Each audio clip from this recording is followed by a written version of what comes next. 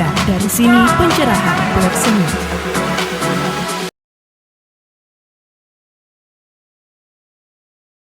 Hai teman-teman, gimana kabarnya? Semoga sehat selalu dan tetap semangat. Tidak dapat dipungkiri bahwasannya listrik adalah kebutuhan pokok dalam kehidupan. Dengan listrik, maka dapat melakukan berbagai macam aktivitas yang memerlukan energi. Kita dapat melakukan konversi energi listrik menjadi energi gerak misalkan, atau menjadi energi panas. Kebutuhan akan listrik tidak hanya diperlukan di dalam perkotaan, akan tetapi juga menuju ke pelosok-pelosok pedesaan.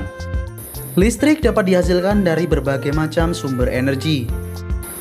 Nah, pada pertemuan kali ini kita akan membahas tentang salah satu sumber daya alam yang dapat diperbaharui, yaitu air. Lebih tepatnya kita akan membahas tentang pembangkit listrik tenaga air atau yang kita sebut dengan PLTA. Air merupakan sumber energi yang murah dan relatif mudah didapat. Pembangkit listrik tenaga air atau PLTA merupakan salah satu pembangkit yang memanfaatkan aliran air untuk dirubah menjadi energi listrik. Pembangkit listrik ini bekerja dengan cara merubah energi air yang mengalir, misalnya dari bendungan atau air terjun, menjadi energi mekanik dengan bantuan turbin air, dan energi mekanik tersebut menjadi energi listrik dengan bantuan generator.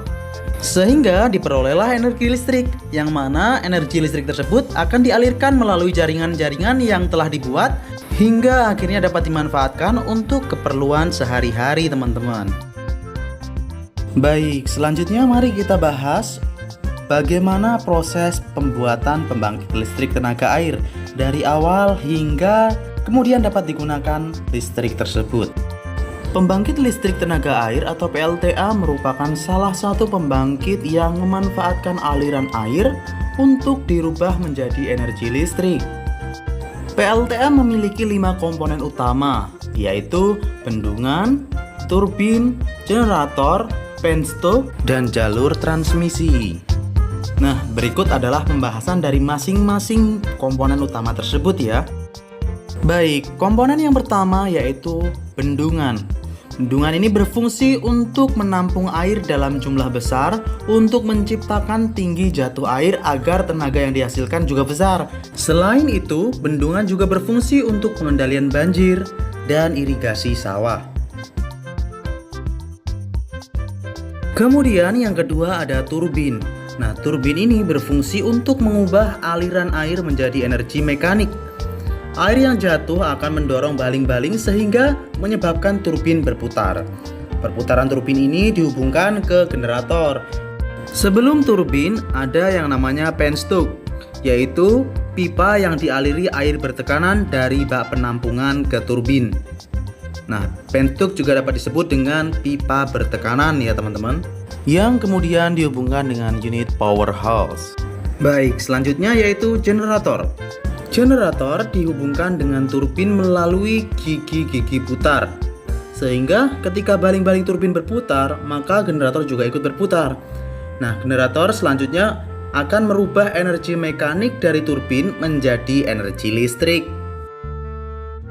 Yang terakhir yaitu jalur transmisi, yaitu berfungsi untuk mengalirkan energi listrik dari PLTA menuju rumah-rumah dan pusat industri. Bentuk utama dari pembangkit listrik tenaga air yaitu motor yang dihubungkan ke turbin yang digerakkan oleh energi kinetik air. Pembangkit listrik tenaga air bekerja dengan cara mengubah energi potensial dari air terjun menjadi energi mekanik dengan bantuan turbin air. Dan kemudian dari energi mekanik tersebut dirubah menjadi energi listrik dengan bantuan generator. Bendungan berfungsi untuk menciptakan tinggi jatuh air dengan cara menaikkan permukaan air. Selain untuk menampung air, bendungan juga berfungsi untuk menciptakan energi.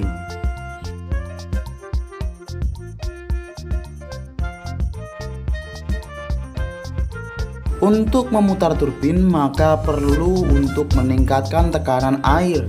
Intake adalah pintu masuk air yang berguna untuk menyalurkan air menuju ke pipa besar yang kemudian akan menaikkan tekanan air sehingga dapat memutar turbin.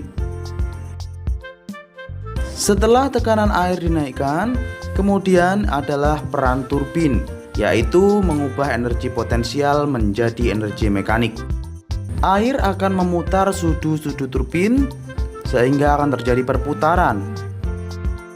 Perputaran pada turbin ini kemudian dihubungkan ke generator, yaitu dengan bantuan poros dan gearbox.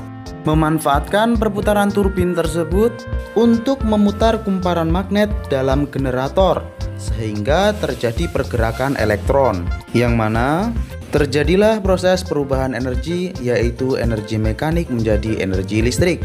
Dalam hal ini kemudian didapatkanlah arus AC. Trafo digunakan untuk menaikkan tegangan arus listrik, yaitu arus bolak-balik, agar listrik tidak banyak terbuang saat dialirkan melalui transmisi. Adapun trafo yang digunakan yaitu trafo step up, dan transmisi di sini berfungsi untuk mengalirkan arus listrik ke rumah-rumah ataupun industri. Akan tetapi, sebelum listrik digunakan, maka tegangannya perlu diturunkan menggunakan trafo step down.